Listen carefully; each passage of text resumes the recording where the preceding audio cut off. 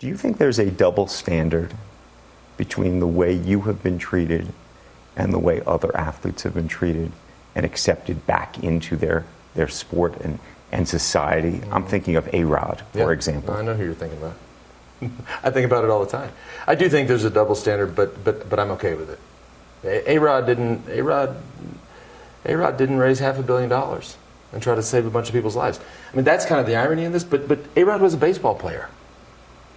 And so this story, what I'm getting at is this story meant so much more to society, right? I mean, and look, it's great when somebody hits home runs and you know, maybe does an event here and there for the Girls and Boys Club, but this story held a place in people's hearts and minds that was way beyond those guys. What about the sponsors? So one of the things that I've been fascinated by is Nike stood by Tiger Woods through his own problems, different problems.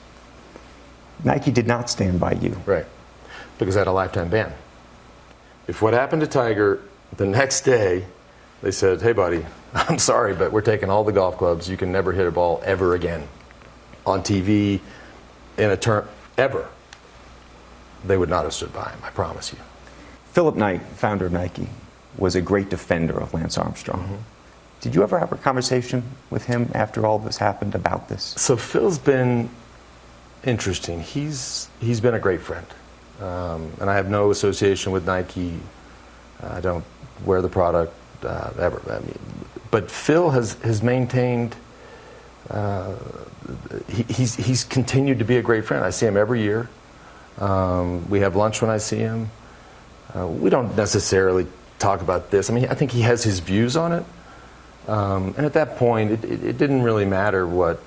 I mean, Phil is the founder of Nike and the really the spirit behind it. But if Mark Parker, the CEO, and the CMO, and all the the board says he's out, it doesn't matter what Phil thinks.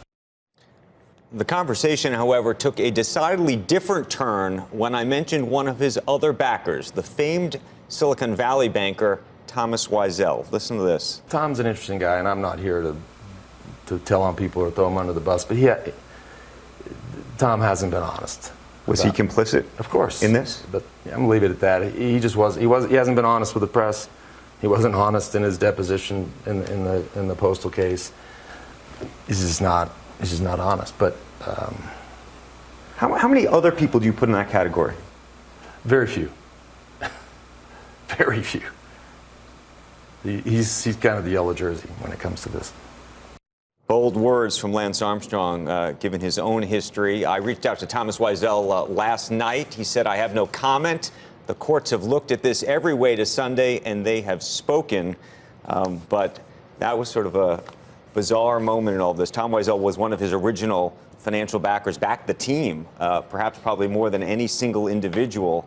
And clearly, Lance's views of him and perhaps his view of Lance. There was an odd mix in there of remorse and yet insistence that when he said, if I could have raced against everybody just, what do you say, drinking water and eating bread, implying that he still would have won because they were all behaving the same way then if they all behaved the same way There's still today. an element. It's funny because, as I said in the last hour, I do believe that he is sorry to those that he really went after in many ways. But there's an element of him where he continues to still believe that he is the victim when it comes specifically to the doping issue. You've spent a lot of time as a CEO who've had celebrity endorsements and others. What is your take? Well, first of all, I would agree he has a severe case of victimitis, and it comes through so clear, it's unbelievable. I think as someone that is a shepherd of the brand, you would dump Lance Armstrong in a nanosecond. There's no way you could possibly put the integrity of your brand up against what he stood for. He lied, he cheated, and it was known to everybody. I didn't get the Tiger Woods comparison at all. So, did you? Did you get the Tiger Woods? Did you get how did you think that Tiger was comparable to Lance Armstrong? No, not on the doping issue. But clearly there was a scandal that involved him, no question. But not a doping one. But separately, let me ask you this. Personal scandal. It was a personal scandal, but by the way, the entire public turned on him for years. separately, Well, speak for yourself. As an investor, would you give Lance Armstrong money? Because one of the interesting things is there are people that are now investing with him. There are companies and businesses that want to do business with him. Well, there's a lot of places you can put your money, and the last place I'd put my money with would be Lance Armstrong.